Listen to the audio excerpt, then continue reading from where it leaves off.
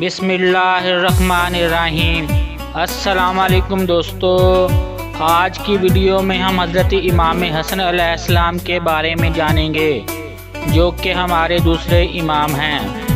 नाम हसन बिन अली अलैहिस्सलाम, कुनियत अबू मुहम्मद, लक़ब करीम अहले बैत अलैहिस्सलाम मुज्तबा, वालिदा सईदा फ़ातिमा सलामुल्लाह अलैहा, नवासा रसूल खुदा सल्लल्लाहु अलैहि वसल्लम, विलादत 15 रमज़ानुल मुबारक 3 हिजरी मदीना मुनव्वरा, शहादत 28 सफ़र 50 हिजरी मदीना मुनव्वरा, मदफन जन्नतुल बकी मदीना मुनव्वरा।